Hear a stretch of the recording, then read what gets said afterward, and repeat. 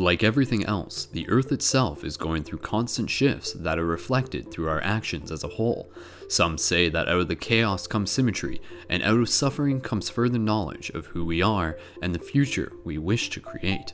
This is Skull Babylon, and you're about to listen to episode 112 of Paradigm Shift Radio, a community discussion about awareness of world issues with the intention of elevating notions of fear through mindful understanding and perception. Many topics were brought to the circle in this episode, yet obviously there is always an infinite amount more to discuss. Some topics covered were the recent passing of Dr. Emoto, the obvious Ebola scenario, health, alternative medicine, mental health, education, historical and social awareness, and more. The conversation continues beyond this episode into future episodes as we continue to become more conscious about ourselves and our interconnectedness to everything.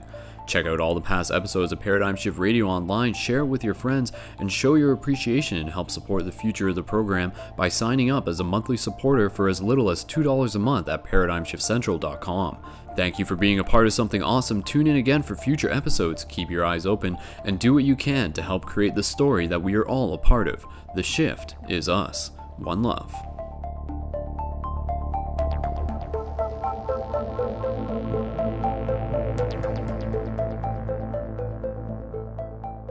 As the world changes, we change. As we change, the world changes. The cycle is infinite, and we stand in the nexus of responsibility and empowerment in a time like never before. International friends, my name is Brendon, aka Skull Babylon, aka Skull the Wolf, aka Big Skull. Welcome once again to another exciting, educational, inspirational, and important episode of Paradigm Shift Radio. Thank you so much, everyone, once again for tuning in live here on a Sunday evening. And, of course, shout out to everybody who is listening to the show in the future. Paradigm Shift Radio is a show that we do every single week. We've been doing it for over 2 years now. This is the 112th episode. The show itself, those of you who aren't familiar, it's part of a bigger project. It's part of ParadigmShiftCentral.com, which you can check out while browsing the show at any time. And that show in itself, this show and the project is about encouraging people to... It is about encouraging open-mindedness, healthy living, and the evolution of consciousness. In addition, it is also about encouraging the creation of physical conscious community where you are. There are Paradigm Shift communities all across the globe. Personally, I am located in Paradigm Shift London, in London, Ontario, Canada, to be specific. Shout out to all the fellow Canadians who are tuned into this. And of course, this show is about inviting you guys to be involved with the co-creation of it. This show, Paradigm Shift Radio, is a platform for any of us to be able to be heard on a global scale. And that's why we want to be able to encourage people to help share this show, to be able to help see and recognize the significance, and more so than anything, the potential of it. I like to keep in mind that the idea that when we do a show like this, when we have conversation, never underestimate how important these conversations are, because these conversations are getting ideas into the collective consciousness. They're helping shift things in the etheric level, so to speak, and then things will crystallize into action. So talking about things is one thing. Bringing them into action is another thing. And of course, we want to be able to help inspire you to take action where you are, even if it's the little things that make the big difference, such as, like going out there, smiling, doing free hugs, engaging with a friend who maybe you haven't talked to in a while, and being there to listen for them and having conscious conversations to be able to assist people in the remembrance process. And of course, this remembrance process is a lot to do with these ideas of unity, of being able to see that ultimately we are one giant collective being that has fractaled itself into many individual beings, and that is where the whole namaste, you are, I am another you comes from. So if you're listening to this right now, then recognize the fact that I am the part of you who went out of its way to make a radio show to help you remember more about who we are. So continue that further. Continue to invite more people to this show. And of course, tonight's episode is a very important one. It is about awareness of world issues and awareness with a sense of mindfulness. So of course, there's a lot of stuff happening in the news these days, and that's where we want to be able to come together as a community to be able to talk about it. We want to know what's up with you guys. What is your attention drawn to? What are you maybe worried about, so to speak? And yet, what are you also excited about? There's a lot of quote-unquote despair, yet there's also a lot of hope happening in this world. There's a lot of wonderful projects. So We're going to bring on our co-host, our good buddy Michael Brazel, onto the show, and we'll get the ball rolling on this conversation. And, of course, inviting other people to call into the show. I think we got our buddy Joel, who is in the queue as well, and we're going to bring him on. And I think we got a couple other friends also lined up who we'll be able to bring on. So, obviously, off the top of the show, what can you expect to hear from the show without needing to spoil it?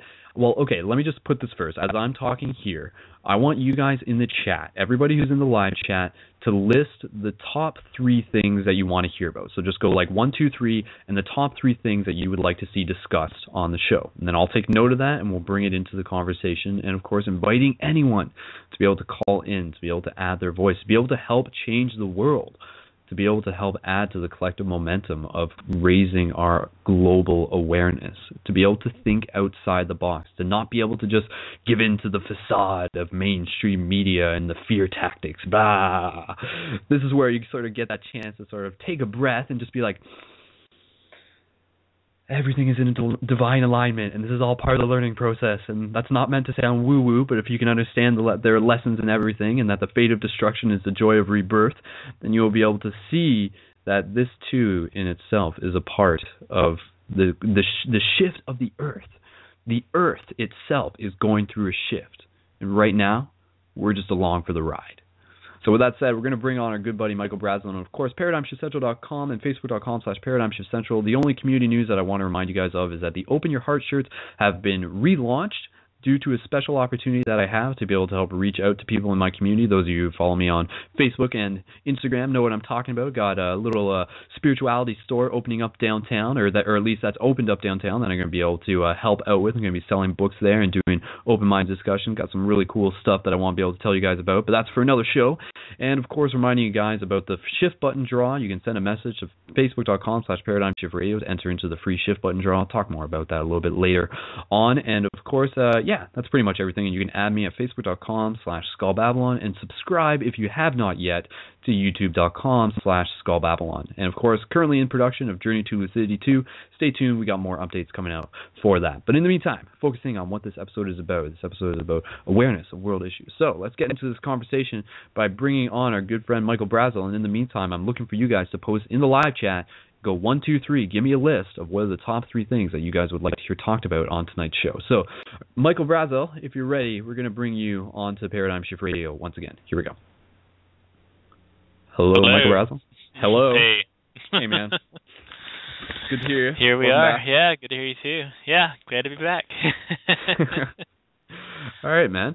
Well, as a co-host and also just as another human being, in terms of awareness of world issues, what are things that either you yourself are being drawn towards or that you think people should be more aware of, so to speak?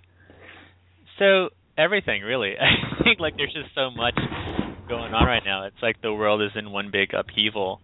But this gives us a great opportunity to take a look at how we are personally impacted by a lot of the stuff that's going on. And, a lot of people will shy away from watching mainstream media, but I think it's important for us to watch the narrative that's being played out in mainstream culture, because if we're not understanding what issues are being presented by mainstream culture, then we can't speak on them from another perspective.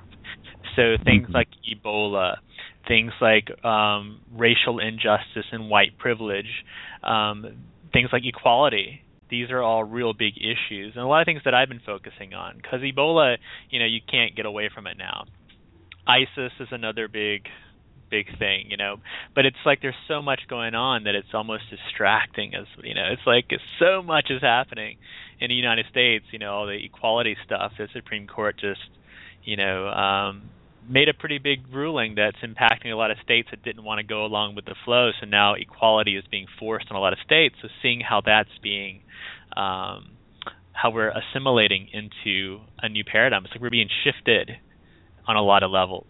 So it's important for us to be aware of what's happening in the world around us. It's so important to pay attention. A lot of people, they want to turn off the TV. They don't want to see what's going on, but you can't be of service if you don't know what's going on.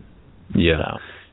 Yeah, and that's always sort of been like sort of an issue to address within the quote unquote conscious community. The idea of people just being like, oh, love and light, man, let's shoot rainbows out of our butts and ignore all the bad stuff, sort of thing. Like, I mean, bringing it down to a grounded level. Like, I agree. Like, I have no problem watching CNN with a critical mindset, and also, like you said, to sort of be able to say like, like what is being put out there, what is being seen by the people, what are they absorbing, and then being able to have more of an empathetic connection to what society itself is going through. And you're right, like there's a lot of fear-based tactics that are running quite rampant these days. And it was interesting because, I mean, if we want, I think I'm okay getting into the Ebola thing off the start. Obviously, that's a big topic, and we'll just sort of use that to sort of bounce into some other ideas. And we'll bring on our buddy Joel actually in the next minute, and he'll be able to join us. And then I think we got our friend Andy, and we'll bring him on shortly as well.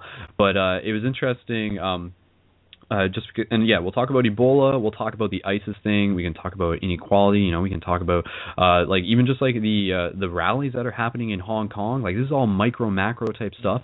And yet, of course, like there's also the hope side of things, which in many cases are sort of hard to pick out because they don't really show up on mainstream news. And of course, one thing that I actually specifically want to bring into the conversation, and maybe this is something that we can do first before getting into the Ebola, is in terms of world news, world issues. Is a recent story was the recent passing of Dr. Emoto. And a lot of people are familiar with him, and this was a pretty big deal because for a lot of people he was a celebrity within the conscious community. He was a vanguard, a pioneer who really helped summarize through almost a scientific study, something that we could tangibly look at and compare, where if those of you who aren't familiar, many of you are who are tuned into the show, but just kind of summarizing it, emphasizing the idea of how much symbols as well as emotions, both verbally and non-verbally, can affect the structure of water specifically, and of course the idea that the human body is made up of 70, 80, 90% water, and bringing that awareness into ourselves of realizing how much the intention and the energy that we are putting out is affecting other people and also ourselves through our own thoughts. And I think that's an important thing because when we realize that, we realize that there's so much potential to be able to transmute a lot of the fear that is going on. So I think if Emoto was, if he had something to say in all this, I think he would want us to take away from his teachings the idea that, yes, there is hope. Yes, the water can be transformed through the power of love. And that's always the idea, is that you can't fight fear with fear, but you can transform it with love, sort of thing. So, in the spirit of Dr. Emoto, I think there's a lot that we can do to help change the world by carrying this awareness that he talked about with us while addressing some of these issues, such as the Ebola, and by using that as a simple idea of not giving into the fear being put out. So what I was just going to say, leading into the Ebola, if anybody wants to go back to Emoto, we can sort of segue and weave it through, of course.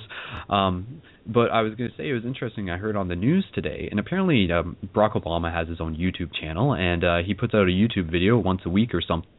I actually haven't seen it, but CBC Radio in Canada was doing a little thing, and they said that it was a sound clip, and Barack Obama himself was saying, like, we have to make sure that we don't give in to the fear that is happening, and the fear and the anxiety and the hysteria. Like, he said that, which for me brings up this whole question, because I think a lot of people within this community, they're quick to sort of say, like, well, 9/11 was an inside job, therefore Ebola is a false flag thing, and they're just trying to depopulate the entire society, and they're trying to kill us all, and it's this big hoax, and they really just go full spectrum to like this one side. I sort of like to just play like this other side of like, maybe the conspiracy is that there isn't a conspiracy in the way that we think it is. Maybe we're just a bunch of humans doing the best we can, yet gosh darn it, we make mistakes and we're clumsy sometimes, and it's not really like this sort of a black hand tyrannical agenda taking place.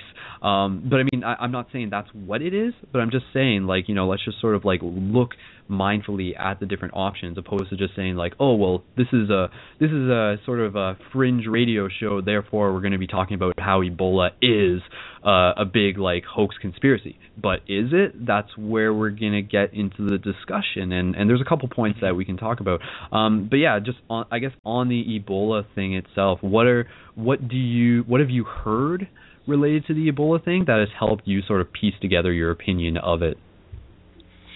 So there's a lot of stuff with Ebola. Like, Ebola's been around since the 70s, so this isn't like something new. The problem is there's a lot of holes in this story. You know, it's all of a sudden now Ebola is a big thing. Now, if we talk about, you know, global population and, you know, eradicating the supposed cancer that is humanity on the Earth, I think, at some point is we are susceptible to these illnesses. We are more densely populated than we ever have been. You know, we have enterovirus affecting the children here in the southeast United States, and it's a respiratory disease.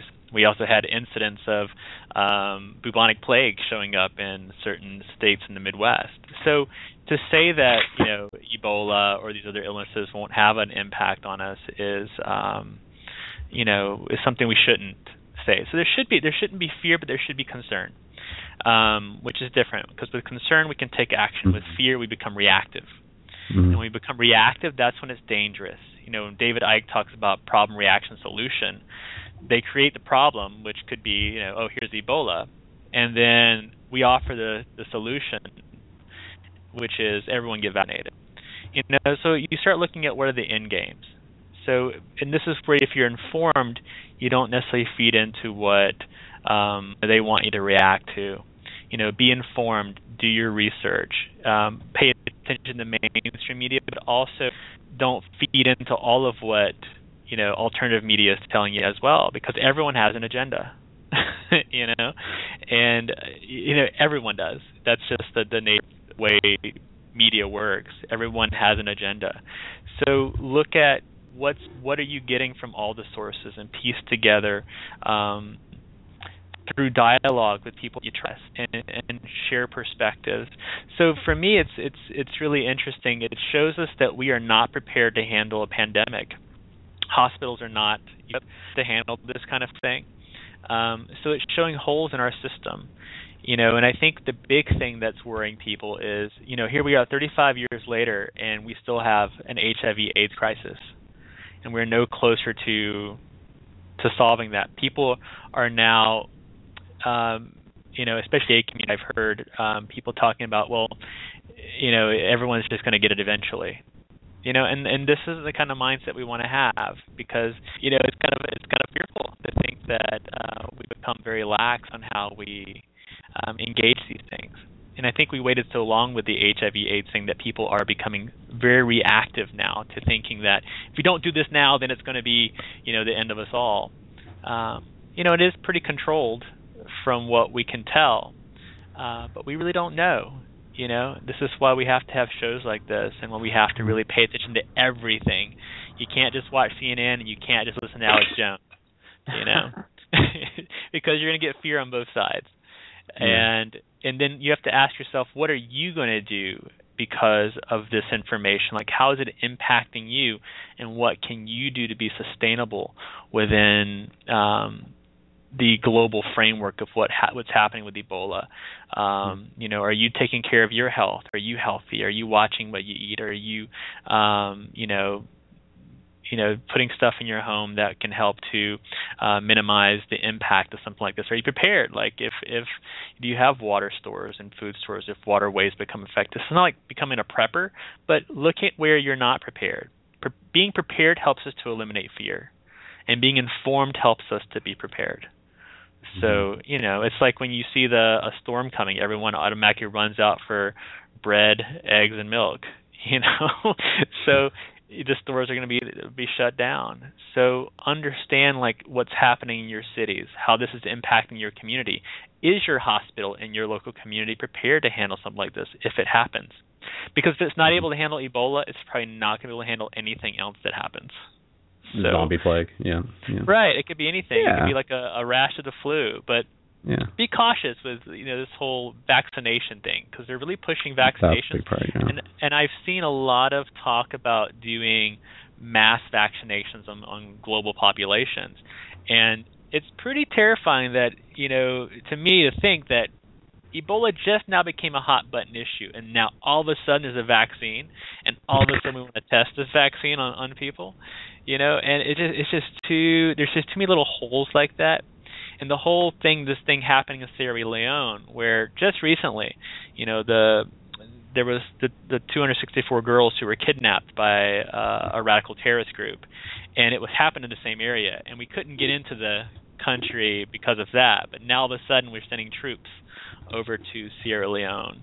So it's like there's too many holes, and this is where a lot of the conspiracy talk happens, because there are these holes in the story that aren't being filled by mainstream media or by popular culture. So we have to ask these questions. Yeah, and we'll bring on Joel in the next second. Just a couple things like with the Ebola crisis, and this is stuff that I'm hearing on my Canadian radio station, and I think my Canadian radio station, CBC Canada, is actually doing a pretty good job of like not spewing out fear about this. Like this Tuesday coming up, they actually are designating like an entire day just to like looking at the whole Ebola thing. But I agree, like it's not. I don't think it's like as crazy as a pandemic as a lot of people are playing it out to be in their mind, and here's why.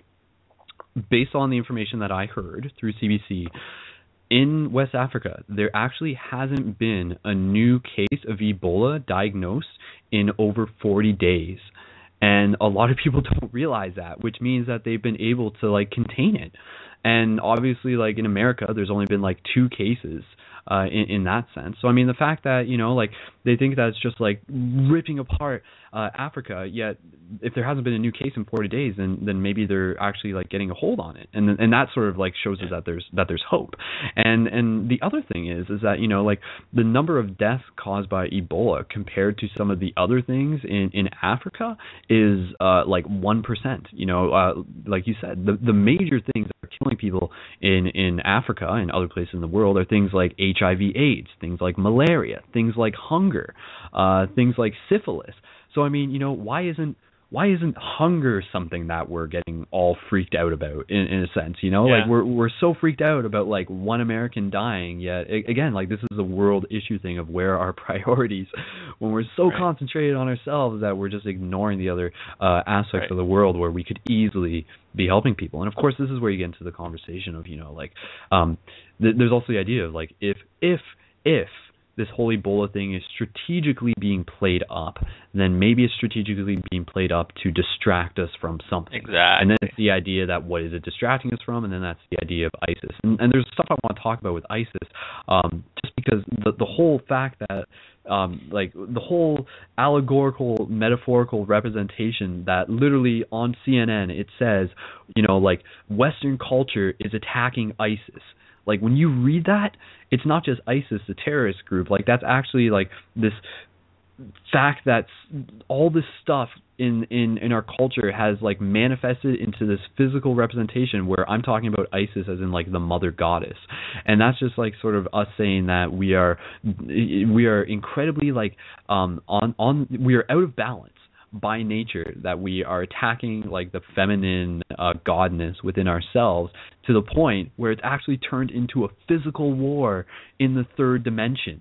It's just something where it's just like, what is going on here? It just sounds like so ridiculous. The fact that, and in fact that like nobody on the mainstream is ever talking about the fact that like is associating ISIS with like the ancient connotation, the Egyptian connotation of Isis and Mother Isis, and the the feminine holy mother figure that is like the birth and the giver and the caretaker of life itself and the earth itself. But yes, I digress. Let's bring on Joel, and we'll continue with this conversation. So, Joel, we're gonna bring you on to Paradigm Shift Radio. So, if you're ready, here we go. Hello, Joel. Hello, Brendon, Michael. Good evening, everyone. Hello. Hey, welcome on, man. So, passing the talking stick over to you. What's got your attention right now, and what do you think people should know, or what do you want to share? Well, just kind of, I guess, touch on a little bit with the current subject matter. Not Ebola specifically, because to be honest, I feel like everyone sort of does their part, and my part in particular is not in following mainstream media, but I know everyone gets wind of what's happening through one channel or another. And from the outside perspective, an unbiased perspective that I have, but just using the pieces that I got on the playing board, if you will, it seems that it is just another thing that can be maximized and utilized by whoever has an agenda to play, in order to create a subservient population yet again.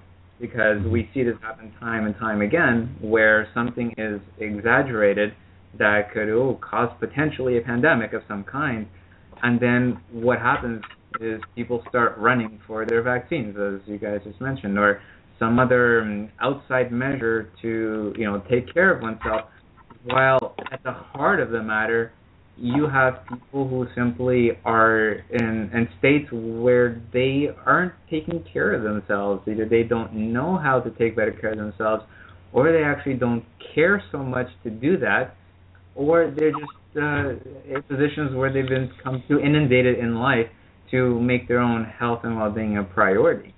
And so I think it's really important to look at the core of really what does all this symbolize, rather than just taking it as another acute episode in the history of America. And even on another sort of not related but sort of related subject, this week I've been tuning into an 11-episode miniseries that maybe some of you might have heard is happening right now. It's called Truth About Cancer. And I've been enjoying this program because the main person who put this together, he's interviewed over 50 people in the medical establishment. And these are actually people who are medical doctors. So they've been through the mainstream ringer and learned, through what medical science and how to attribute to, how to deal with things through that model. And yet these are people who have seen through the veils or the limitations that are of what these people who pursue this line of work actually learn, and they see their shortcomings and they actually stand up and do something about it and try to expose it. So anybody can watch this series and actually see that there's a huge intentional orchestration that's been created to believe that, to lead people to believe that cancer is something that you just can't help, that it's inevitable if it runs in your lineage, or that if once you have it, here's your standard treatments of chemo and whatnot, and maybe this will give you another couple of extra months, and yet it's these courses of action that actually mutilate the body and then bring on more systemic cancer, and the person ultimately dies. So I wanted to bring to attention this series that anyone can go and browse. It's still happening right now. It's on episode 7. thetruthaboutcancer.com, and the topics that are covered goes well beyond cancer as well. So anyone who has an interest in being able to talk within the framework of the medical system and a little bit beyond that, it's a really well translated piece that anybody can use, that you can share with loved ones or yourself if this is something that you're dealing with, or in your family, coming from the horse's mouth, so to speak. So I thought I'd drop that in there. Yeah, and health is such a huge thing. I'll just mention this real quick. I'll pass it over to Michael. But one of the best ways to prevent Ebola contamination is to be able to have a healthy body that is like an alkaline opposed to acidic, so balancing out your pH levels. So when the real vaccine, or quote unquote vaccine for Ebola, is to like eat good food, like eat green food and everything like that. So I mean, it's kind of it's weird because like if Ebola were to like get like airborne and sort of just like be more transmittable, then unfortunately it would appear that a lot of people in the United States would be susceptible to it. So I mean, and that's kind of a scary thought, is like even if this thing is like engineered, like what happens if it gets like airborne, sort of thing. Like I mean, it's just something do we want to think about it? Do we want to talk about it? Do we want to hypothesize what would happen if it does happen? Do we want to just like play it by ear, sort of thing? Like, I mean, I'm not saying we have to talk about this right now, but again, like, like if you don't want to get sick, then be healthy to begin with, and that will help like the body, because like a virus can't thrive in an alkaline environment. It thrives in the acidic environment. So yeah, eat your greens. That's what I was going to say. Michael, go ahead. Yeah. So coming from the military, we have the ability, and we have weaponized, biochemical agents in the past. So it's not beyond us to do that. I remember when we were vaccinated in the military, we were forced vaccinated for anthrax, and a few of my shipmates actually received the full dose of actual anthrax through the vaccination. So, when they start pulling out these new vaccines for something that's so new, there is cause for concerns, because what better way to spread Ebola than to vaccinate everyone for Ebola? And rather than sending billions of dollars to a country to vaccinate everyone, we should be sending those billions of dollars to clean up those countries, which have systemic issues that need to be addressed, like fresh water and housing and homelessness and other diseases that make people more susceptible to things like Ebola. But you start to look at Ebola's been around since the 70s, and all of a sudden now it's a big ticket issue, and it really begs to question, like, what are we now being drawn into because of this Ebola crisis?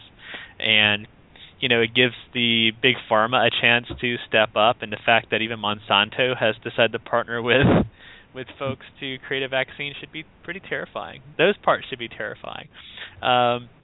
But it's important for us to be aware that this stuff could be weaponized. I don't think we should limit our scope of personal research or personal insight to just thinking that this is just all going to blow over.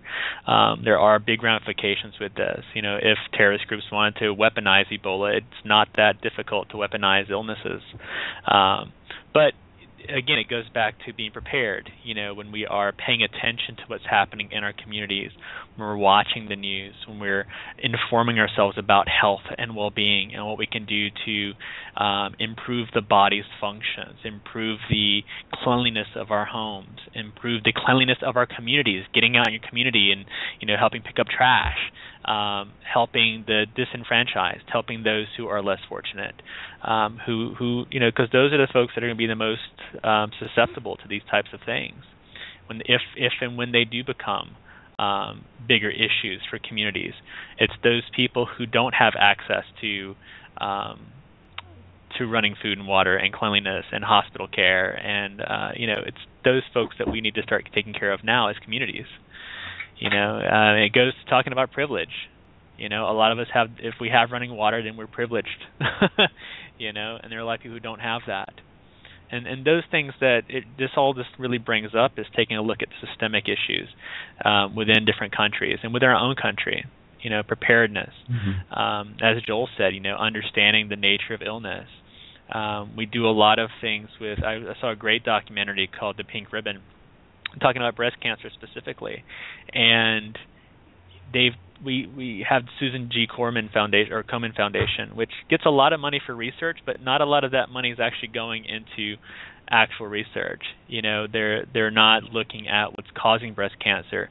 Their slogan used to be "Early detection is the best form of defense," and early detection means you have it. Early detection, is a bad thing because you have it. But looking at the issues that are actually causing things like cancer, the things that are causing Ebola to be manifest within these countries, when you look at not how can we chase the disease, well, let's cut it off at where it was created and where it started, and that comes from unclean conditions, in these countries that are, that are more susceptible to these things. So, we really have to look at the systemic issues this brings up. And that's where we're all responsible, because we can hold our governments responsible for that. But we can't when we're in the fear game, because we're just going to believe whatever they tell us. Get your vaccines, and that's a dangerous game to play.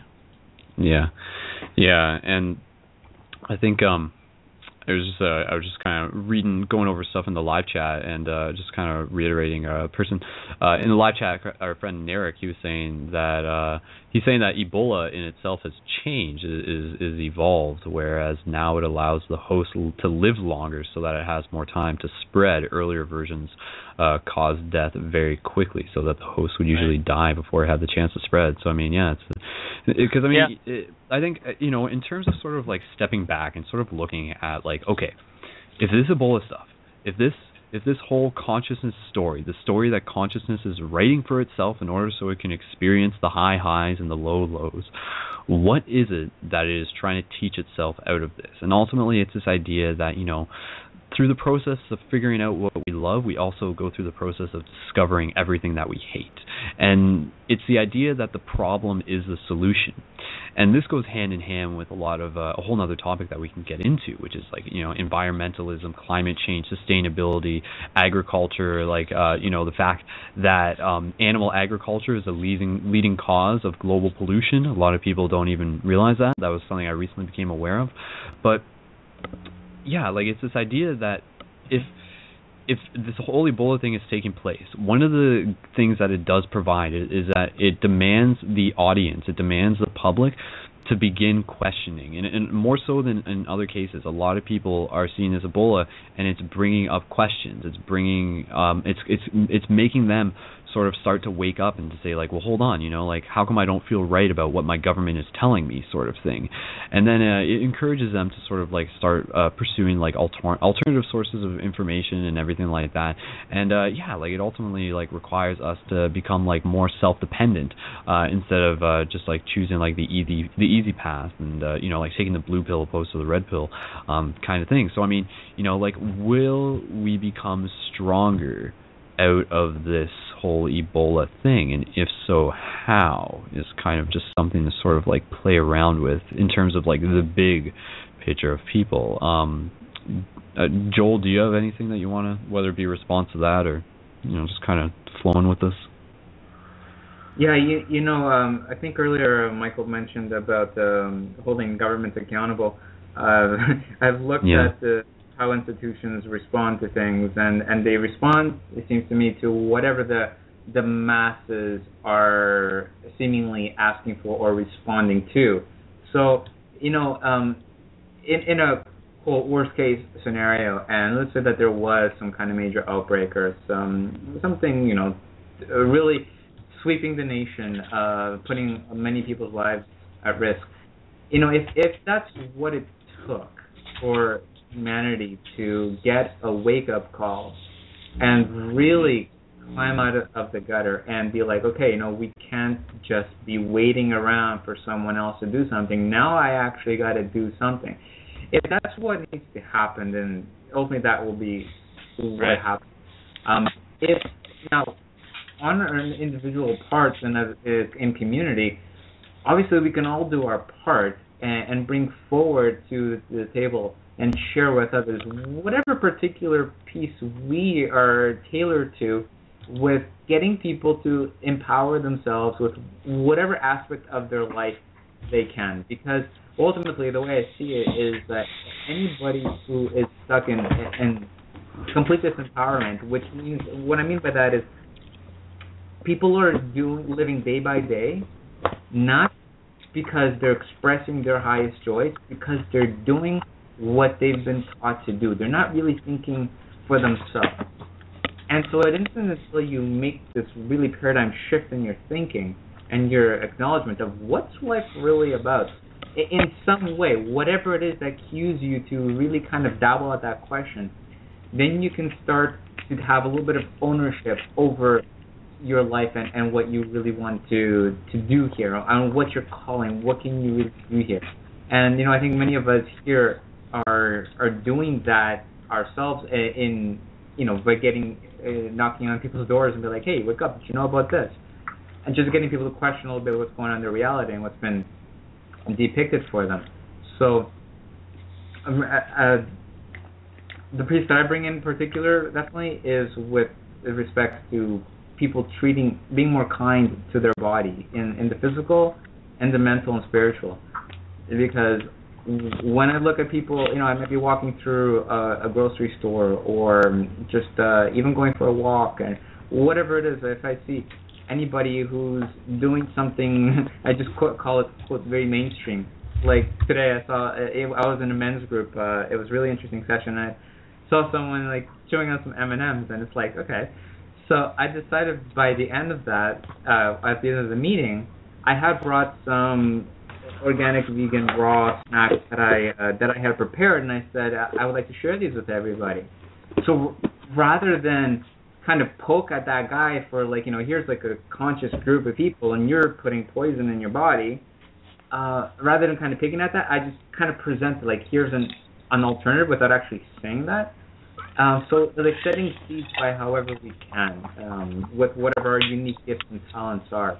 And, so I really enjoyed doing that piece of sharing there because it got people to like, wow, this is really good, and just gets them to explore other things and be more receptive as well when they're being given other alternatives or awareness of, hey, maybe you shouldn't choose that M&M's bar. And yeah, that's a very systemic pandemic because anywhere you go, if you wanted to have a snack or a bite to eat, everything, and I mean everything you see is lifeless and death. It's like you are what you eat applies for everyone who eats. And when I remember, especially when I was doing a little bit of road tripping down in America, and anytime that we stop at a gas station to go for something, that's all you would ever see is literally junk everywhere. Like there wasn't, maybe you find a salad in a bowl, even then it's obviously we'll treat it with way too many waxes and chemicals and all these things for no needed reason. But there's nothing that actually sustains life and is fresh. And so teaching people anything that will help them be a bit more sustainable is, in my books, goes like a huge, long way. So pick up any habits when it comes to learning how to store foods that last a long time. Take the next step and maybe learn how to sprout, do a little bit of sprouting, or grow some of the stuff in soil, or if you're fancy into technology, get a hydroponics growing unit, get your family involved, whatever it is. But rather than just hope that your community has everything that you need if a crisis comes up, well, what about you empowering yourself with a couple of skill sets, because maybe, your neighbor can learn something, you can learn something else, and then you can still support each other in the community as opposed to just expecting some agency or government to provide everything for you, because it's just not realistic. And it's also very disempowering to be expecting that, because again, we're giving away our autonomy and our God-given right to take care of ourselves and grow or suffer as a result of our choices, and scapegoating that off to someone else, and that's just not right. Yeah. Michael, I know you have to head out soon, so is that still on your agenda? Yeah? Yeah.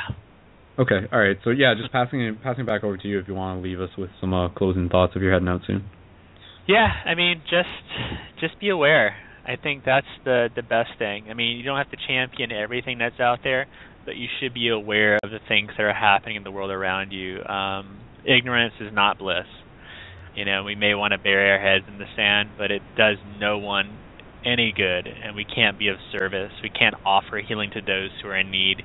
We can't, provide ourselves the guidance we need to get through the day, because what happens in Hong Kong affects us here because we're all interconnected. When the rights and freedoms of people anywhere in the world are being challenged, it challenges our rights and freedoms as just members of the human community. And just to remember that we have to be aware of what's going on. We have to question what's going on in our world. Don't take things at face value. Even things from alternative media or mainstream media or what the government's saying or what your neighbor says. Question things. It's okay to question things. It's okay to add your voice to the global discussion, because your voice is just as important as anyone on TV's voice. So be heard. There you go. Awesome. There All right. Well, Michael, are you stepping out now then? Yeah, I'm stepping out. Okay, cool. All right, thanks again, man. And do you want to just tell people where they can find you? Yeah, you can find me at facebook.com/mbrazil, MBRAZELL. You can also find me on my website, michaelbrazil.com. And blogtalkradio.com. Oh yeah, Blog Talk. Yeah, Michael Brazel, Blog Talk Radio, and we have some stuff we're working out with Blog Talk right now. All the archive shows are there, so go check out the archives. Awesome. Yeah, Michael runs an awesome show throughout the week, so cool. All right, thanks, man. Always a pleasure. Looking forward to having you on again. Cheers, man. Good night, Mike. Later. All right, have a good one. Bye. Awesome. All right, so just reminding people, we're looking for more people to call into the show. We got our good friend Andy. We're going to bring him on in the next minute, but we would like to be able to get some new callers onto the air, anybody else who wants to bring up some topics. And Joel, just with me and you right now, let's just sort of try and create like a little bit of a list of potential things related to the themes of world issues that we can help generate awareness of. You know, like some of the obvious ones related to like food and things like that. You know, that's where you get things like water fluoridation. That's where you get things like GMOs. That's where you get things like obesity pandemics, the cancer ailment, the cancer conspiracy type things that you were talking about. Under the category of like health and food, what else can you think of off the top of your head?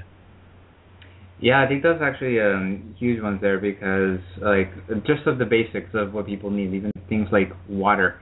You know, people glorify like, oh, we have running water in our homes and how privileged are we, and yet the very water that we're being supplied is being treated with medication, and that no one is actually even saying that, sure, you know, I'll have some of that. People are just being given medication with fluoridation in water, you know. And so bringing these things to light is definitely very important.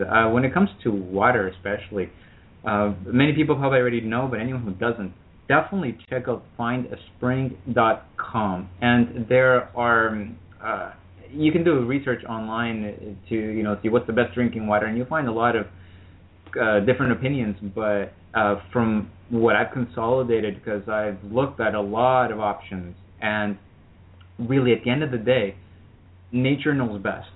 So find a spring near you. Like from where I live, within 35 minutes I can get to a spring. The next one from that is an hour and a half. But you know what? Make an investment for yourself. So if you have something that takes an hour or two to go and drive out to a spring, then invest in some glass jugs, make a trip, maybe go with a friend, and stock up on water. Not only are you going to be getting higher quality water to fuel yourself with, but hey, should something happen and you no longer have running water in your home, guess what? You're okay for a while. And that's really when nature has water that's ready and ripe for human consumption, that's when it comes out of a spring. And so I definitely encourage people to check out findaspring.com if you've never heard of that site. And or if you know of one, post it on that website as well, because then other people, it's like a community and other people can benefit from that. That's pretty cool. I hadn't heard of that website. I'll have to check it out too. That's awesome. Cool. All right, and just a couple other things. What other awareness? What other things, world issue wise, that we should be talking about here that you think that we should be hitting upon within this episode that are important?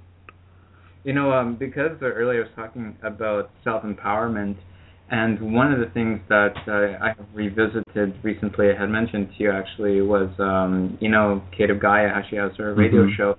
And I was tuning into that this last week or two. It had been a while since I've visited the going-ons in that community.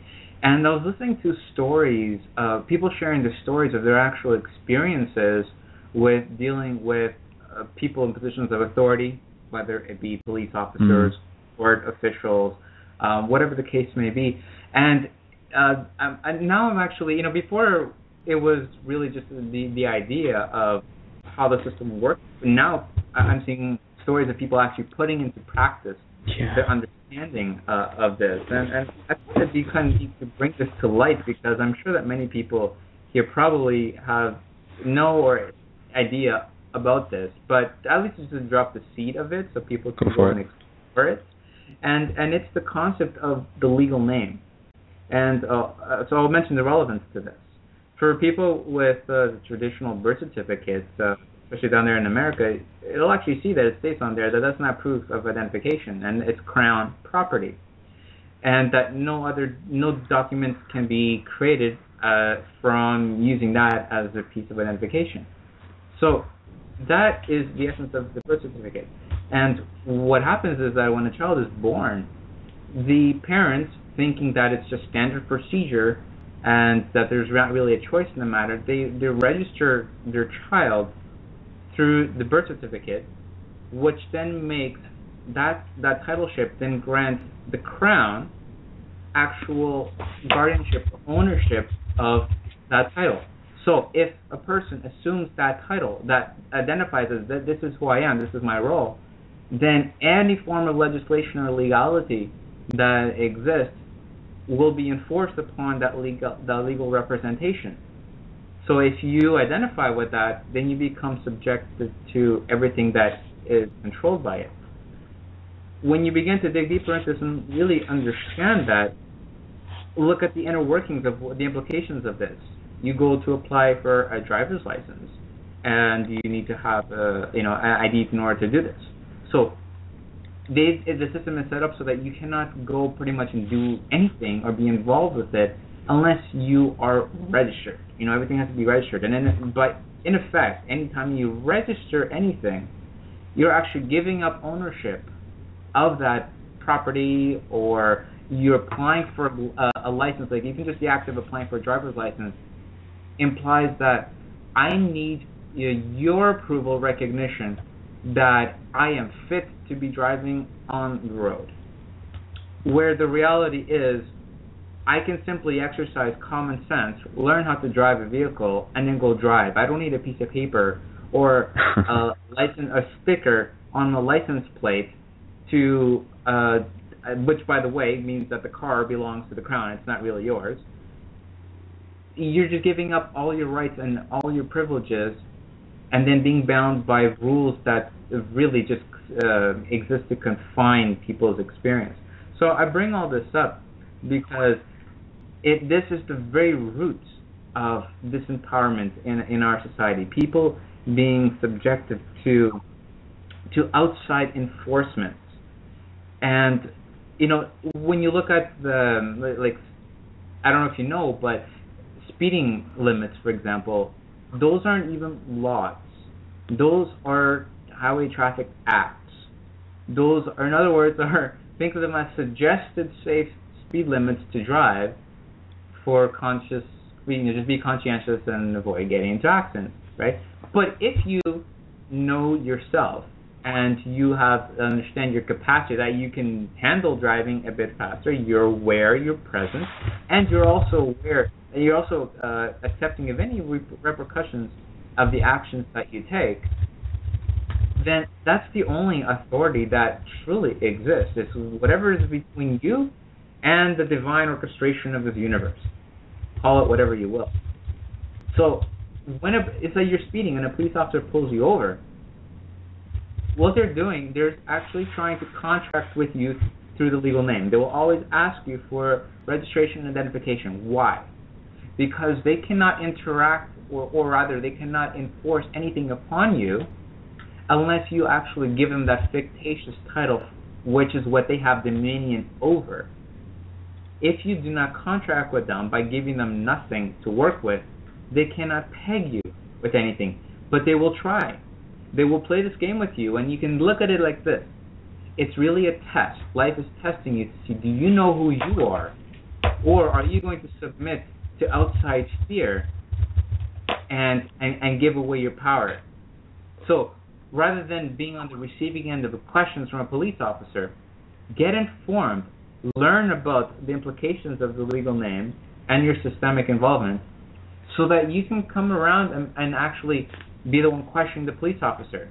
So if they come asking for your license and registration, you can actually reply back, are you aware of who you have dominion over? Are you aware of your role in this interaction here?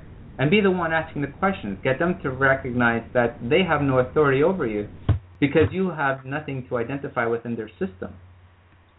So I'm not the person to be getting into the nitty-gritty of all this, but for anyone who's actually interested, check out Kate's show. She does these things 7 nights a week, and you can listen to people's stories. You can ask questions.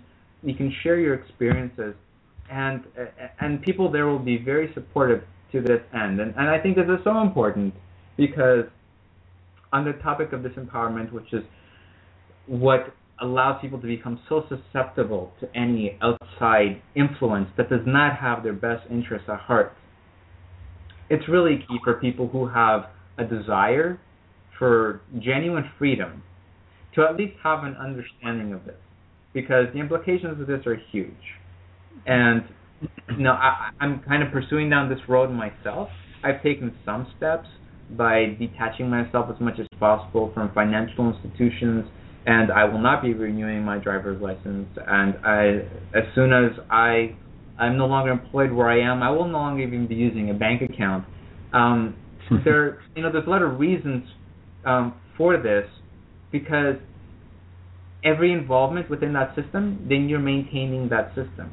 And the way that I see it is, in order for us to really bridge into a new way of living that's based on honesty, transparency, and self-accountability, then we have to create that ourselves, meaning we have to have honest dealings with each other and with ourselves, have an honest complexion with ourselves.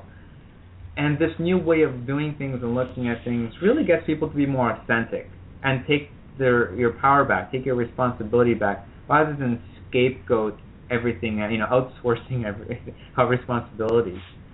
And this, I think, will really be, these are the kind of movements that will ultimately start to render the systems and the establishment meaningless, and ultimately it will become futile.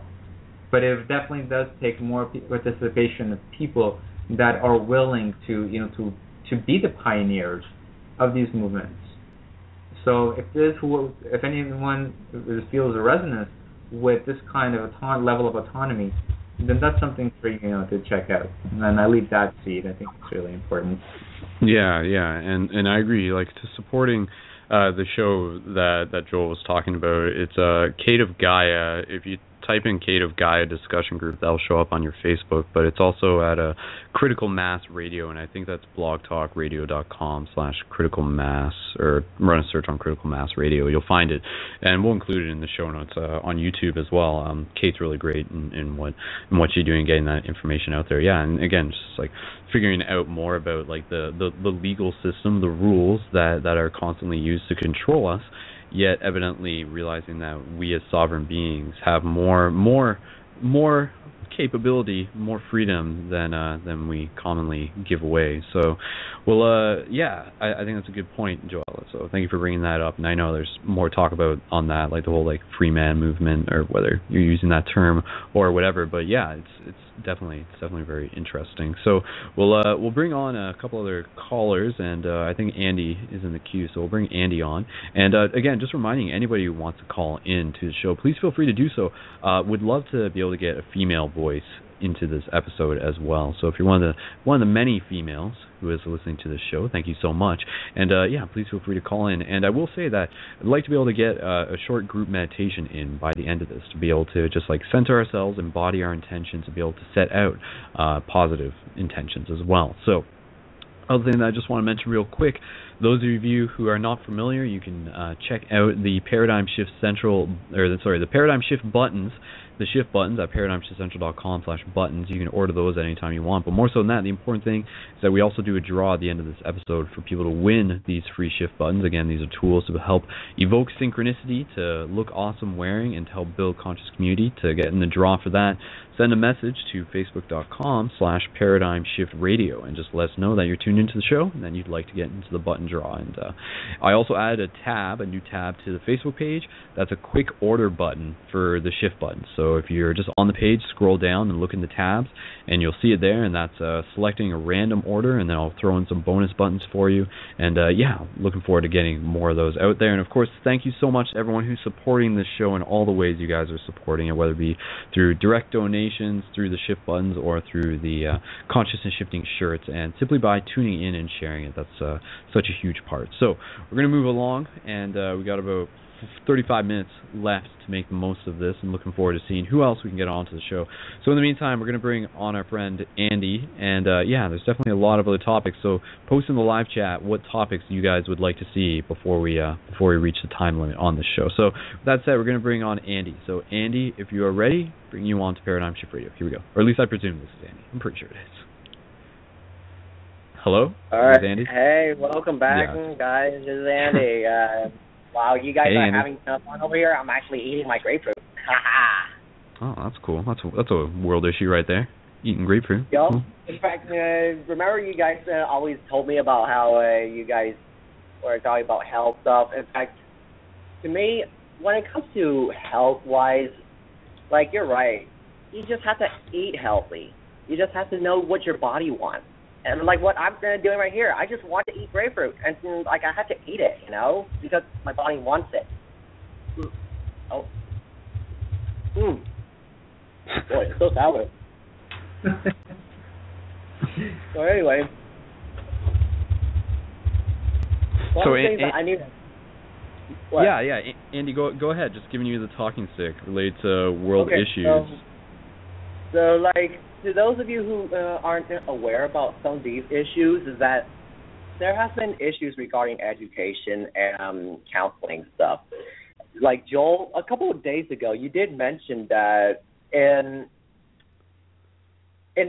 like one of these, what do you call it, petitions, you might just call it, they said that the group of psychologists or even counselors are actually trying to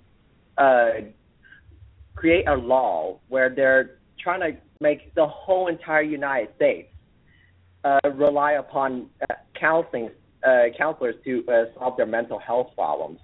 And I found this to be one of the worst nightmares, because when I was a little child, I actually been through 5 different counseling sessions. One is from a Gestalt therapist, one from a psychoanalyst, and one from a person-centered. And to be honest, I almost committed suicide on one of them because I just couldn't handle going to therapy. I had to withdraw. And sometimes I got picked on as one of the clients in there. The problem is that when you're going through counseling, the problem is that you were so indoctrinated into how you're constantly seeing people as a problem to the point where you don't see the potential of them growing out of that problem. You keep seeing mental health as this genetic disorder that if you were to, like, for example, you're talking to me, I have ADHD, for example, they would say, dude, you've been hyper. I don't think you can sit. Take this pill.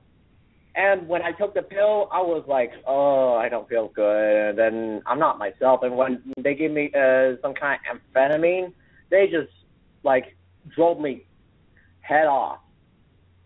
That's what is going on in the world. And I felt like this is the problem.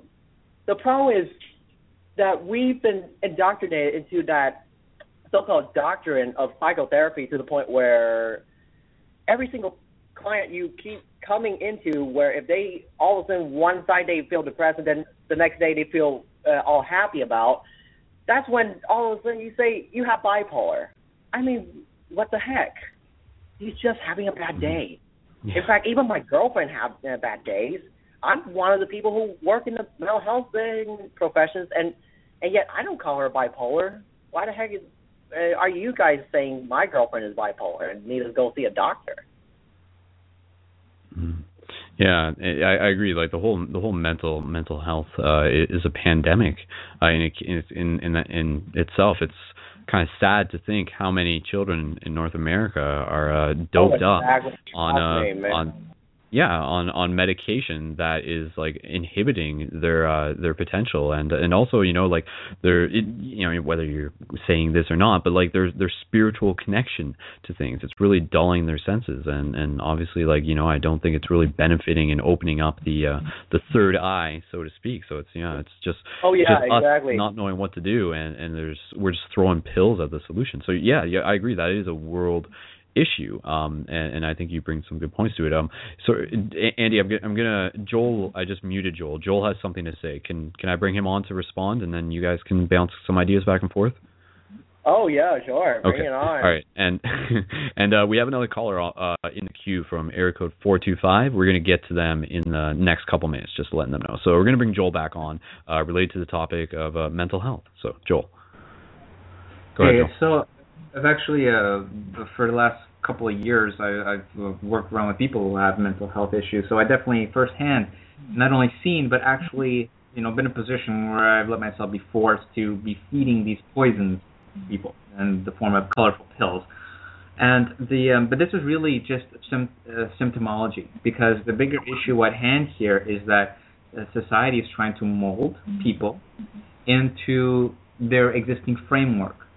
In reality, what's happening is, think about it. Why is it that it's only been within the last couple of decades that we've seen so much, fringe happening when it comes to socialization and people not fitting in, all right?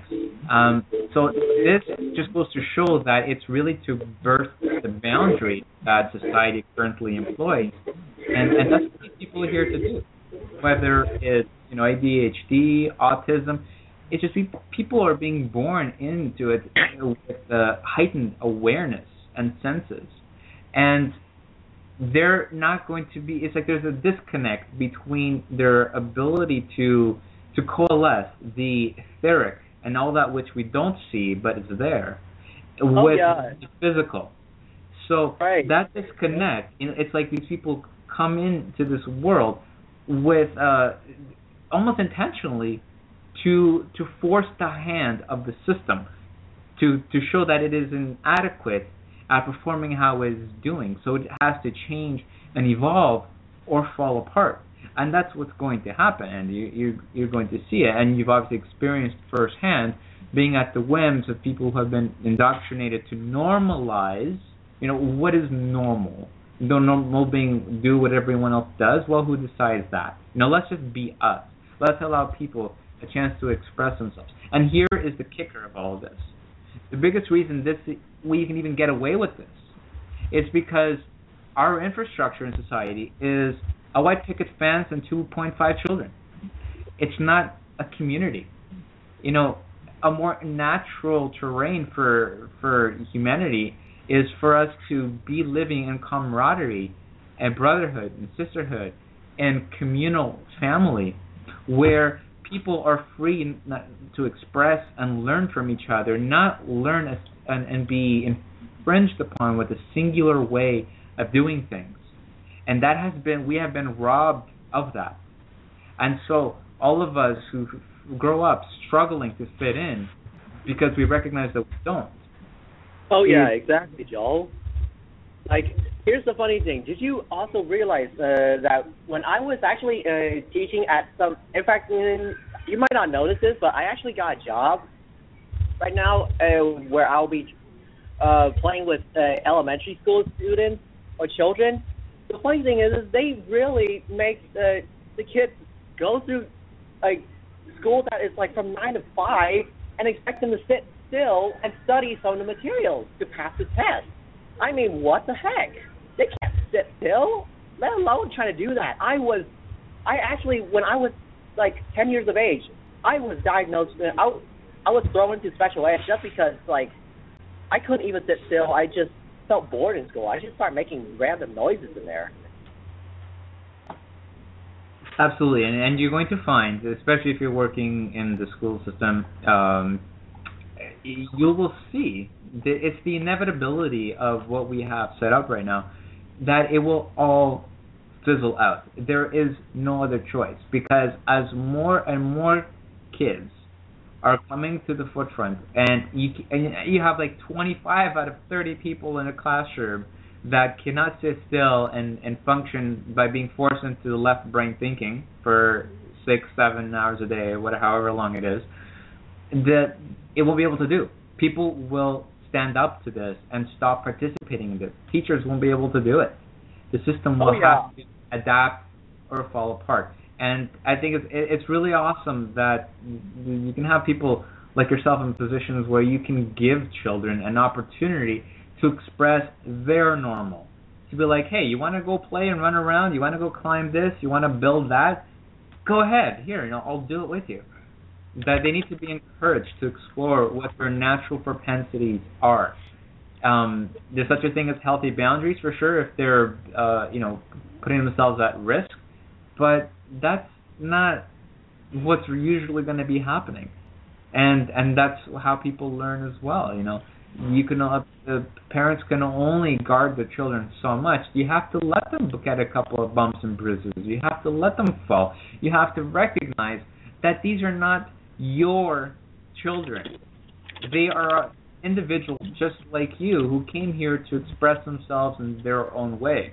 And just because you, the teacher, or you, the principal, or you, the parents, have allowed yourself to be stifled by an indoctrination, it gives you no right to impose that set of limitations onto the next generation. And it won't happen. Mm-hmm. It can happen because as I see younger and younger people, I am continuously astonished by seeing how in tune and connected these younger generations are. Everything from just refusing to eat meat and preferring vegetables to having a more natural affinity and connection to nature, and actively just saying no and not participating with things that normally would just be forced and shoved down their throats. Like you're seeing, it's happening, and we have to nurture that. We are in positions where we can nurture that, and we need to. Mm-hmm. Like here's the thing, Joel. Did you know that that's because of what you said? Did you know that a lot of founders of alternative schools begin to sprung up all over here in Austin right now? It's like a lot of people begin to take their kids out of public school and begin to go into alternative schools. Like that includes my girlfriend and that includes myself. I went through charter school for the past 7 years of my life before I finally get to college. And there's more. You want to see another interesting connection? This ties into what I was mentioning before about the legal name. Try registering your child into a school without a legal name. You won't be able to. Yeah. Don't remind me about that one. See how it all fits together and is interwoven like a finely decocted soup of control. Well, and here's another thing. Did you also notice that because I also know about the issues that you guys were talking about, I actually thought about starting my own school. I actually started 2 businesses. One is my life coaching / children's daycare school, and the other one is a college. So that way I can start helping out people from age 60 to 34. That's awesome. So that's why I was like, dude, you guys really you guys are really big on this stuff. And I was like, okay, yes, I'll find me up on Facebook and I'll tell you all about it because I have a lot of stuff to tell you about what I do for on my end. Definitely. All come on. Yeah, I was just going to say for everyone listening to this, if you haven't, connect with Andy on Facebook. He'll post his link into the live chat. And, of course, for anybody else listening to the show right now, feel free to post your profiles into the live chat if you're there. Or if you're not in the live chat, then post them as a comment at the bottom of the Blog Talk radio link. In Blog Talk, you can add a comment there. But Andy's profile, for those who are just listening, is Andy Lay 9047. So ANDY period LAI period 9047. You can find that through Facebook. I think what the world needs in a lot of ways is people like us to sort of step in as role models and leaders, and for us to be beacons of hope, this commentary that comes up, but for the young people out there who don't currently have those role models in their life, and maybe their parents are a little frustrated with being unable how to deal with them, and then the kids in themselves, they end up feeling lost. Or maybe there are people who are listening to this show who themselves are those kids, or who themselves were those kids, and they can relate to the idea that when you know that there are other people who are just hey, the way that you're going, the way that you are being forced to go is not the only way. And of course, encouraging that creativity innately within them, and by allowing them to authentically express themselves, it goes such a huge way. And of course, just being there to listen. So if you're looking for ways to help out with mental health issues, then look into volunteering. Places like Goodwill bookstores probably have after school programs and things like that. And there's always opportunities here and there if you set out that intention. Okay, I'm just going to switch this over, and we got another caller from area code 425, and we'll keep you guys on the air. Joel, you got a little static on your end. Do you mind if I mute you just for a bit? It's okay? Yeah, go ahead. Okay, cool. All right, thanks. All right, so caller from area code 425. We're going to bring you onto the air, and then I think we have our friend Mark on in the queue, and I think we're going to bring him on. He was on a couple episodes ago, so we'll see what he has to add to the conversation. So caller from area code 425, half an hour left in the show, bringing you on to Paradigm Shift Radio. Here we go. Hello, caller. Hello. Hi. Hi. How are you today? It's Harmony. I'm doing. It's Harmony again. Oh, Okay, hey, sorry. Harmony. Hi, Harmony. No. Hi. Blessings to you all. Yeah, I just love your topic today. I think that I could add a lot to it. However, I know you are pressed for time, so I'm going to try to keep it kind of short.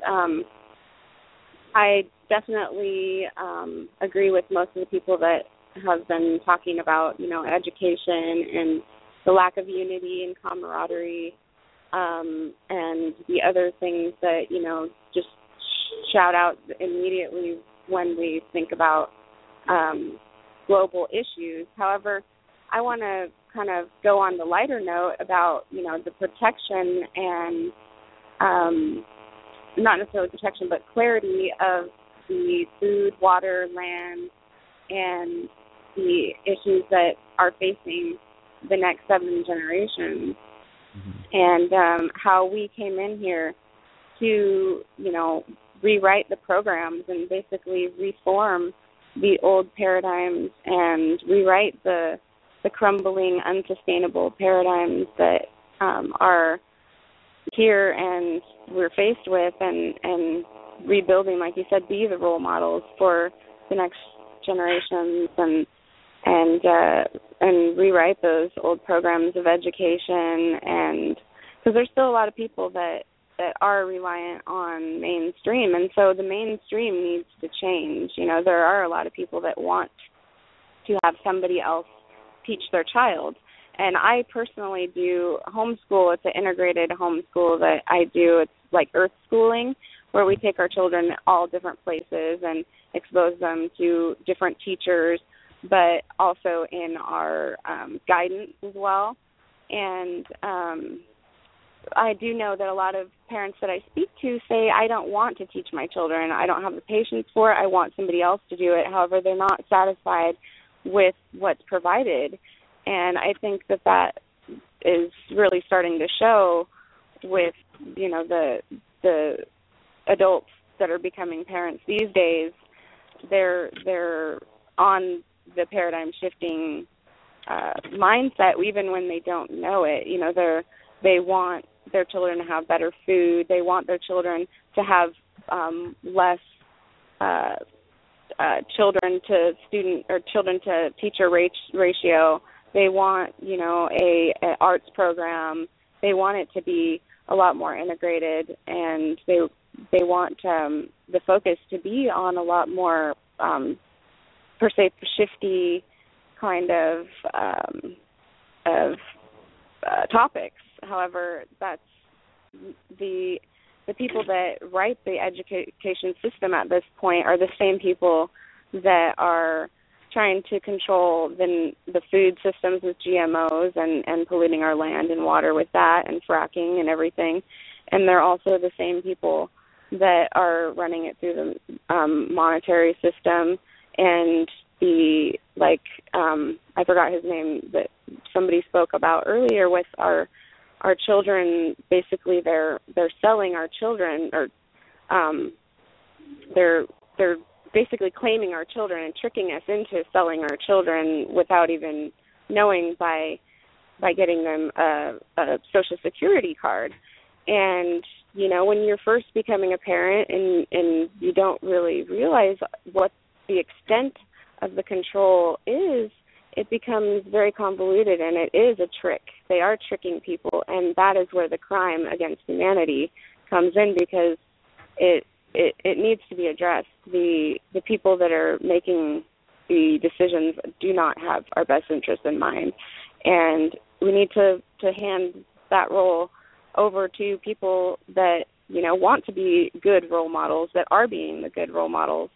And, everyone needs to start being accountable for their own actions. And the suppressed technology that we've are entitled to is really one of the most important issues that it faces us with the trees that are being cut down and the water that's being polluted, all in behalf of greed and power and money that could be addressed in so many ways. For the past 100 years, we could have had hemp technology, but it's been suppressed.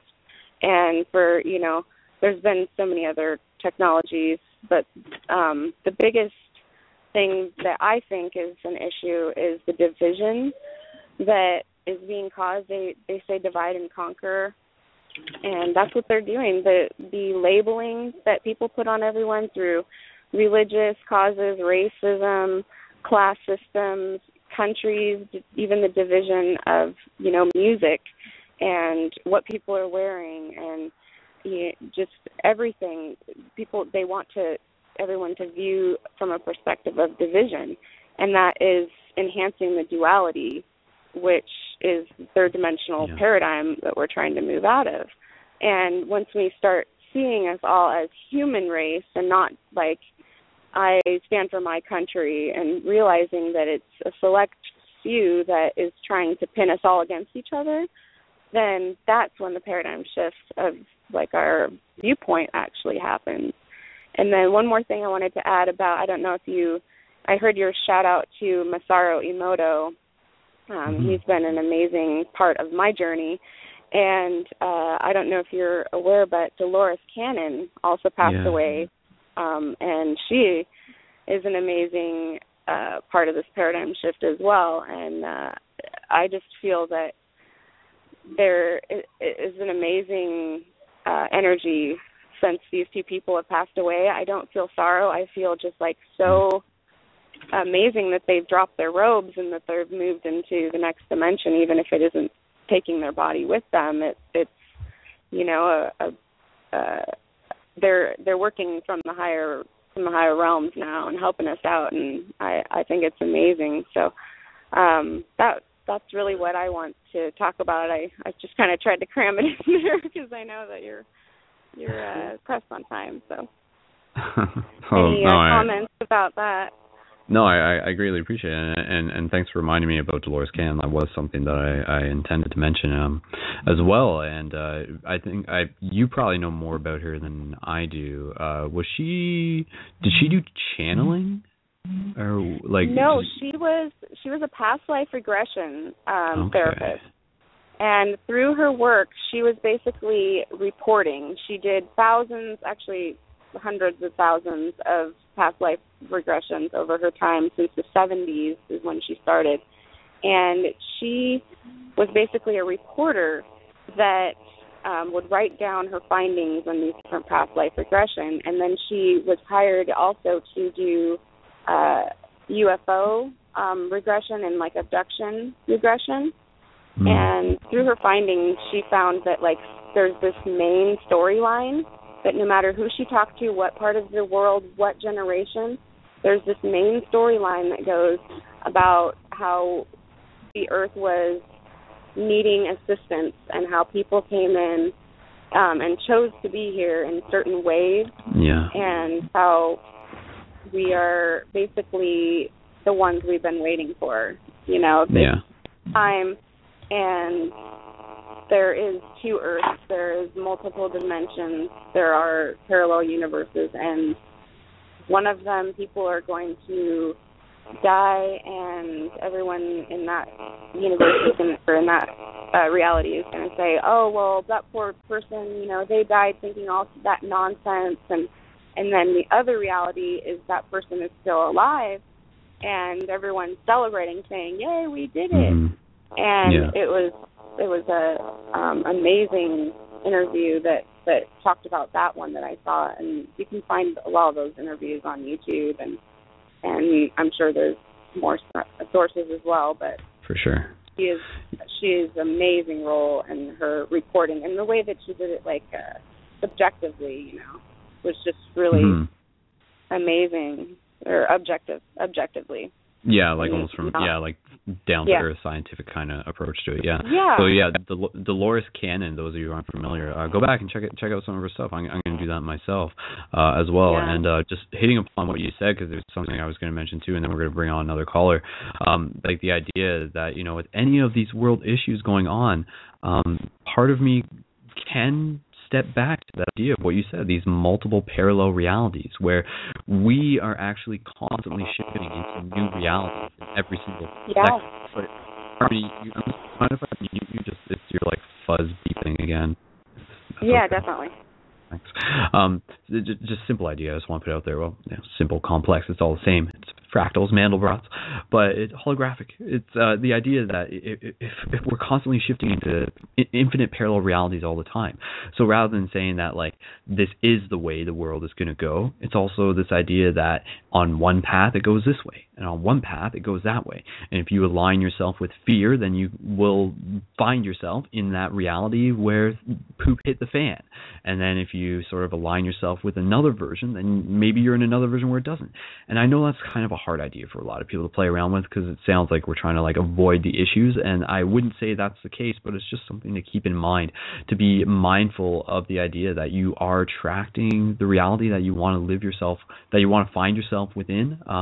It just, one thing that came to mind, this idea that, you know, the whole 2012 thing, a lot of people would just be like, oh, like, you know, like it came and went, nothing happened. Or 2012 actually did happen, and what it happened was like this spark that we are evidently seeing the cause and effect from. So the 2012 like event, you know, be it like astrological or celestial or whatever, is playing out now. It happened then, and it's taking like 3-4 years for it to really sort of come into obviousness within our culture, within the mainstream, within the collective. And that is this process of awakening to this idea that we as consciousness came here to experience this reality so that we can learn in very unique ways. And one of the most unique ways that we can learn is by putting ourselves through these stages of darkness. And it's that simple idea again that the problem is the solution. And when we go through this process of saying, holy crap, we are destroying our environment, holy crap, we are poisoning our children, holy crap, we are not doing this the right way, we begin to ask questions as to how we can do it the right way. And that is part of what the discussion is here, of course. We're going to bring on another caller. I'm not entirely sure who this caller is, but it may be someone who I think it may be on my information. It just says Facebook. I think they're calling in from Skype, and I think it's just sort of rigged up weird. But I'm going to bring them on anyways, and we're going to give them a chance. And then there's another caller who we have calling in from 513, and I think we still got our good friend Mark, but I'm just going to try and bring these callers on first ahead of time. So caller, I know you don't know if it's you or not, but caller who I guess is on Skype, we're going to bring you on to the air. So if you're on the hold, then prepare to be brought on, because it could be you, unless you're Mark or area code 513. So here we go. Hello, caller? Hello, caller, can you hear me? Is there a caller here? Check. Hello. Caller? Yeah, hello, caller. Were you looking to come on to the air? Yes.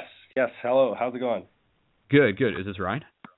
Yes, it is. Hey, Brendon, what's up? That's what I thought. Hey, man, thanks for being here. Really appreciate you being here. Just for everyone listening, this is my good buddy Ryan. He's in London. He's super dedicated and involved with a lot of the stuff happening in our community, making it a better place, doing things like giving out food to people through Food Not Bombs, helping organize the local London Free School, which is about getting people educated and bringing people in to teach classes on a regular basis.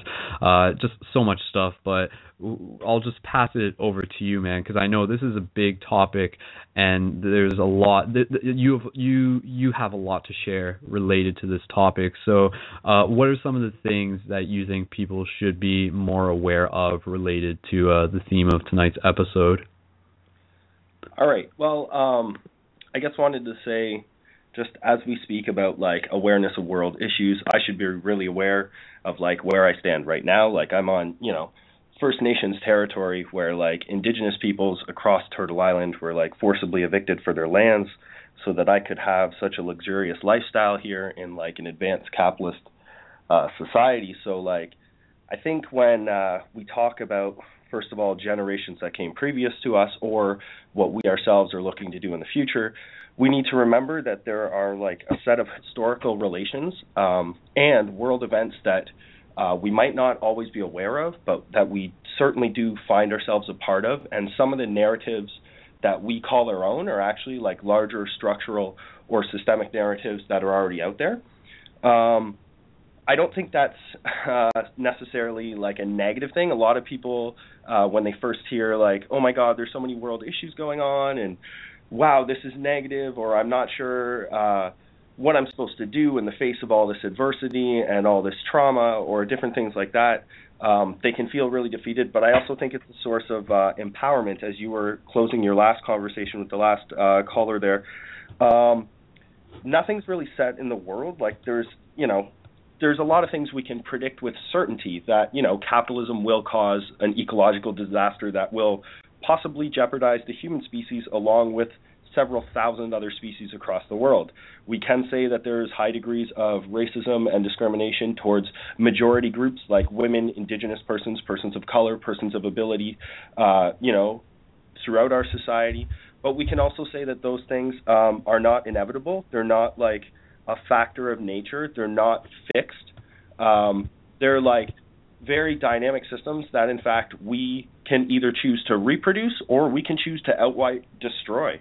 And I think in a lot of ways we can look to change out of the dominant mode of production of our life needs. Like capitalism is rapidly taking over the world, and there's not that many spaces outside of a capitalist economy or social system across the globe anymore. But that doesn't mean that we can't reclaim some of these spaces that have already been taken back for ourselves in like the form of organizing as workers for our production of our life needs, organizing as consumers when we need to consume is like, a whole group of us just getting together and buying groceries to mitigate costs and trying to support local businesses and farms where they use more fair trade goods or fair trade practices in their labor compared to free trade. Also where we can try to smash and negate forms of the nation state which are otherwise oppressing people, where we can try to look to maybe change ourselves and use ourselves as sites of resistance, and maybe how we live our lives as personal ways of resiliency on the everyday level. So that's kind of where I'm at with some of that.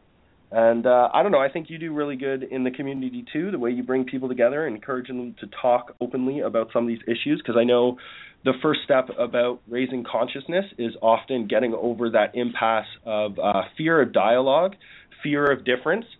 Today, there's a lot of hierarchy and social privileges attached to difference in our society, mainly focused around issues of ability, racism, gender privilege for like white able-bodied males and stuff like that. But we can model a different way where like differences are a source of strength and a site of resiliency and a place to really understand each other and to spark dialogue and form common coalitions and have like, concern for each other and build empathy. So that's kind of some of the things I'm after in this dialogue. And I don't know, I've liked listening to some of the things that people said tonight, so I appreciate being on here. Awesome. Yeah, man, and really, like, I appreciate you being here as well. And happy belated birthday, if I can add that in as well. Yeah, 31 years old. I was born and raised here in London, Ontario. The Deshken ZB, or the Thames River in Settler Talk. It's, I don't know, a beautiful place. I love the people here. I wish I could do more for the city. And I plan to have roots here and stay rooted in my locality. So yeah, hopefully we can really turn it around. London's a great place. We're facing some structural problems, like a lot of plant closures in East London, a lot of jobs lost.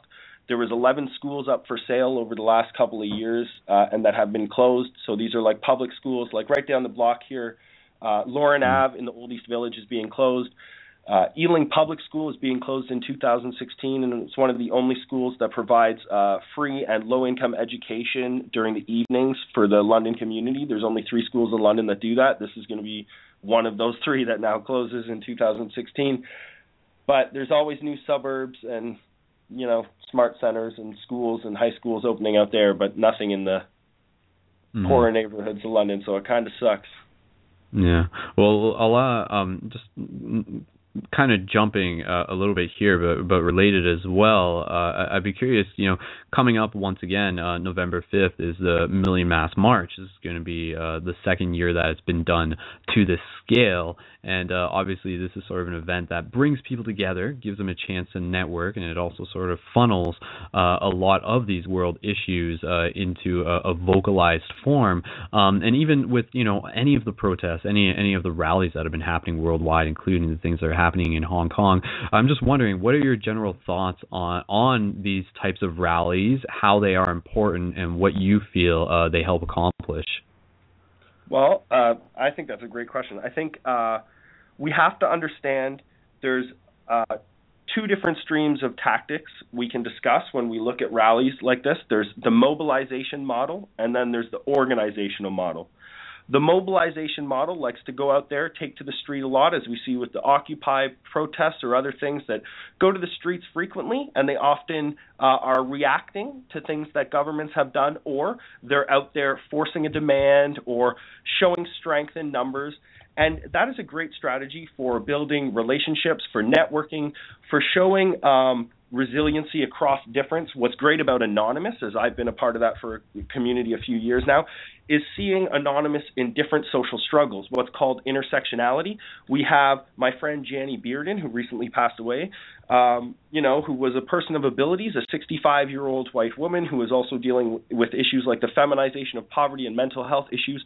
But she would mask up and be at Indigenous struggles, where we would also see Indigenous Anonymous members or people from supporting Palestine and in their struggles wearing the Anonymous mask as well too, and we would see like an intersection of various struggles. That's great for mobilizing, and it really puts a public presence out on the street, and it gives us a bit of spectacle where people both see our numbers, potential force along with that we can get so many people out there to push for social change and a grand show of unity. However, it's almost like a big party, where you go to a party and everything's good that evening, but what happens the next day? So I think we need to also focus on the organizational model, which takes into account creating institutions and communities, which service them directly, and then try to build on the grassroots through everyday organization, and not just once a year mobilizing or mobilizing around unfortunate events, but also being proactive. So I think there's two different models you can look at. Myself, I'd love to participate again in the Million Mask March this year in London. I stepped back from organizing because I think there's a very capable team that can go out there and manage to organize without somebody like myself and do a wonderful job. I think, again, they're going to try to focus on the intersectionality of issues today and how that all our different collective struggles fit into one larger narrative for social change, a paradigm shift, if you will, and also that irregardless of who you are, you can come out and fight every day for social change in your community, and there's people who already are doing that, and you probably will already find yourself a part of those collective stories. So that's why I really do appreciate the Anonymous Million Mask March. I also think it's a great tactic to show unity metaphorically through the mask, because the use of masking, is much older than just the Guy Fawkes analogy and goes back to traditional indigenous cultures and even groups around the world who have masked their face against state repression or capitalist people coming in to take their lands and territories. Not everyone has had the luxury of just fighting for social change through the democratic ballot because they were never considered persons, or through the luxury of nonviolence because they were never given the luxury of their opponents being nonviolent. Some people have had to mask their identities throughout history. So I think the Anonymous Million Mask March and the masking plays into that. And it looks to be a good time, and it's probably shaping up to be another great event here in London. So that should be pretty cool. And I think worldwide there's going to be a lot of cities that probably participate in it. For sure, man. Yeah. Ryan and I were fortunate enough to make it up to Ottawa for the People's Social Forum back in August. Those of you who are on my YouTube channel would have seen the video that I did there of the march, at least from some of the footage that I was able to get online. And it was a real educational process for me that whole weekend. And one of the things, particularly through a documentary that I saw and just other things, is just realizing that, like, for the majority of us who are listening to this in North America or or just in some, like well-off place in the world, we don't really realize that there are these other places in the world that have continuously had to stand up and take action against like oppressive forces, or to be able to like stand up in ways that you said is just like other than the ballot box that would require them like going to the street. Like a lot of South American countries, in particular the one that I saw in the documentary, it was about a Canadian mining company coming into a town because they wanted to mine there, and the local villagers literally stood up and they prevented this, like because the Canadian military hired like a paramilitary group to scare the villagers, and these local villagers like stood up and fought back against these people using non-violent means, and ended up taking the paramilitary group hostage, and then like getting the media involved, and then getting this whole situation revised and changed, though evidently years later it's still an issue over there. But just being aware that there are people out there in the world who are standing for what they believe in very, very honorable ways, and I mean that's kind of like what's happening in Hong Kong, and that's what we were seeing in all the Arab Spring movements and all of those. You're right, it's the same narrative just sort of like unfolding, and realizing that all of these issues, whether they be like sexual inequality, whether they just be poverty, whether they be like environmental, whether they be the Ebola virus or whatever, like they are interconnected in some way. So just being aware of that, and being aware of any of them, and then choosing and finding ways to take action within our community. And some of the simple ways to take action, state the obvious, my suggestion would be to build community where you are so that you can engage in dialogue, create a physical paradigm shift community, or just talk to more people and get them engaged, and then start like bringing more people in so that you guys can feel connected, and then you can find more ways how to continue to take action out there into your local community, to be able to help people, to be able to be of service in some way or another. Evidently, being of service is one of the best solutions to any problem that we can be. So ask yourself what it is that you can do. So we only got about 4 minutes left in the show. I apologize, we're not necessarily going to be able to bring on caller from area code 513, or maybe we will real quick. Ryan, hold on. We're going to do that. We may have to hold off on the meditation. I apologize for that, but we're going to try and bring on a caller from area code 513. So caller from area code 513, we only got less than 4 minutes, so we're going to bring you on and give you a chance as well. So here we go. Hello, caller. Hey, what's going on? Hey, caller. Sorry for bringing you on late. What's your name, and is there anything you would like to add to the show real quick? It's Nadik, and there is, but I'd rather you all do the meditation than have me go into something with time limited. So I'm not going to do it up in the after chat. In the Google Hangout or whatever. That's right. That's right. For everyone listening to this, the conversation will continue in the After Party Google Hangout. You can find the link for that at facebook.com/ParadigmShiftRadio. And we're going to wrap up the show here in the next minute, and just taking a moment here to sort of end with a moment of reflection and closing meditation. So thank you to everyone who's been involved. Thank you, Ryan. Thank you, Narek, as well. I'm just going to put you guys on mute. Thanks a lot, Ryan. And I added your link into live chat so people can add you there. And of course, anybody listening, feel free to add your name into the live chat as well, and feel free to get synced up. But in the meantime, without really needing to rush things or anything, we're gonna set this up, and I'll announce who won the shift button draw afterwards. So we only got a couple minutes, so just taking a moment here to relax, take a breath. So just close your eyes if you can. Just really breathe in and relax any sense of fear. So breathe in. Exhale, relax. And just connecting with the awareness that things are as they are, so that we can be gifted with wonderful opportunities to step into our potential, for us to be able to answer the question of how we can be of service to the role that we can play within this bigger picture, how we can choose to be the love that we wish to see in the world. Just continue to breathe. Exhale, relax. So inhale, bring love into your heart. Exhale, shoot it out through your crown into the grid. So continue to breathe. We'll just take a couple more breaths here. Just exhale, feeling a sense of calmness, courage, compassion, knowing that you're capable, knowing that you're a divine being here in this physical form. You're much more than your physical body. Your thoughts create in every single moment. Just continue to breathe.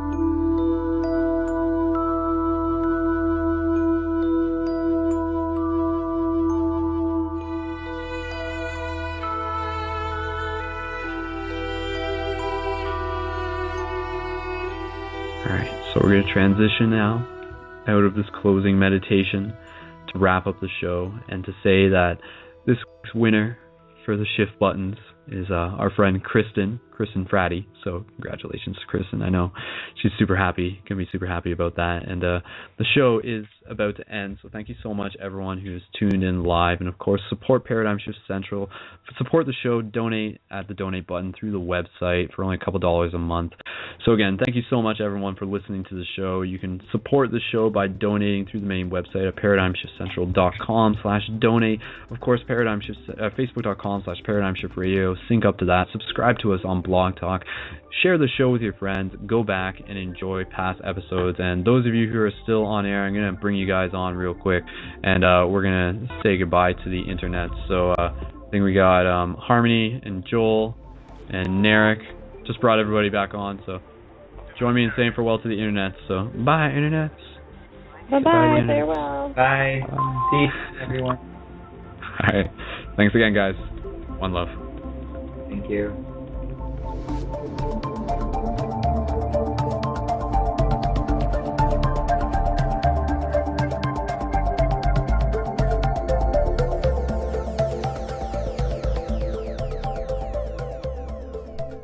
Thank you for listening to another episode of Paradigm Shift Radio. If you would like to connect with people where you are and continue the conversations further, then check out ParadigmShiftCentral.com/buttons to order your supply of shift buttons to share with people to help invite them to this global project while also helping make new friends and building local community where you are.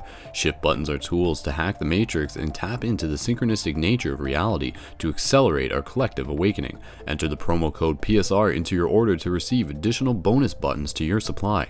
Thank you again, and one love.